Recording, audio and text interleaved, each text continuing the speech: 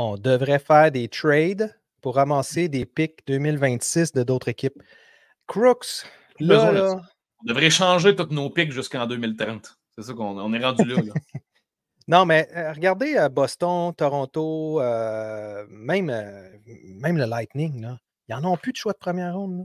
Non. Ça les échange à tous les années. À tous les années, ils sont échangés. Pourquoi? Pour aller chercher des gars de profondeur. On se dit, hey, comment ça qu'ils ont échangé ça?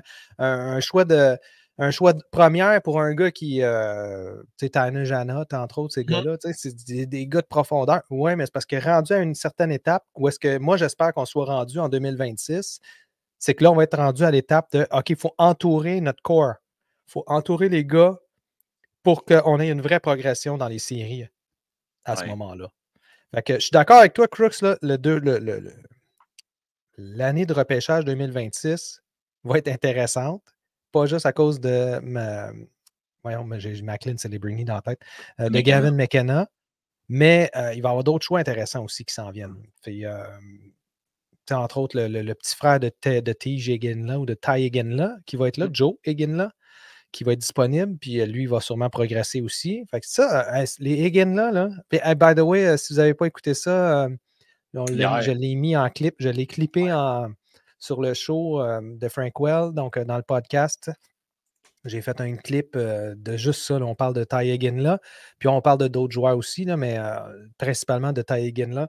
Mais j'ai l'impression que ça va faire exactement la même affaire que les frères Ketchuk dans la ligne en ce moment. Je ne sais pas lequel des deux va être le meilleur. Là. Ouais. En ce moment, Ty a l'air d'être une coche au-dessus, mais Joe Eginla, il commence déjà, là, même dans les tournois internationaux, dans les trucs de prospect, il s'en vient déjà. Fait que ça va être le fun à voir.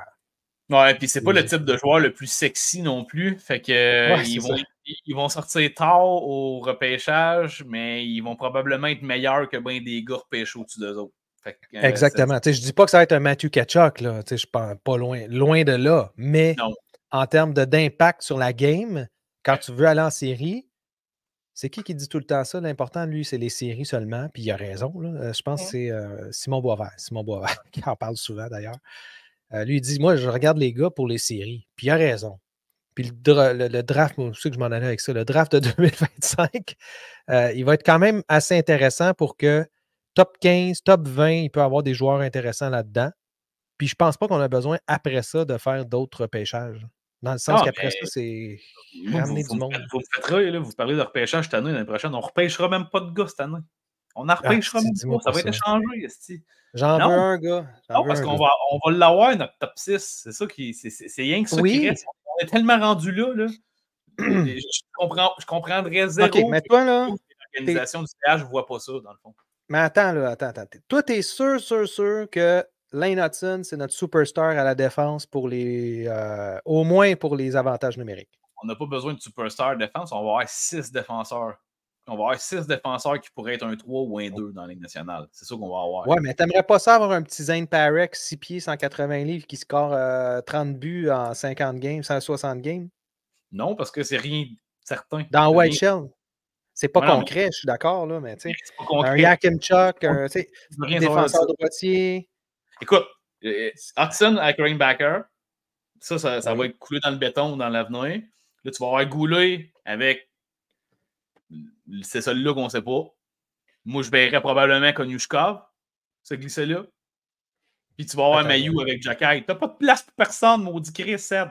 Ouais, je sais. Je sais, mais c'est pour ça que là, ce qui va arriver, c'est qu'il va y avoir des échanges, là. Eh oui, mais écoute, notre top 6, nos 6 défenseurs sont déjà là. On les a déjà. Faut juste. Ouais, mais je suis pas sûr, moi, c'est le bon top 6. Écoute, on se pose la question au milieu de la saison. On a-tu vraiment un bon top 6? Est-ce que Suzuki Caulfield, c'est la paire d'attaquants numéro 1 qu'on a besoin à Montréal pour se rendre en série longtemps?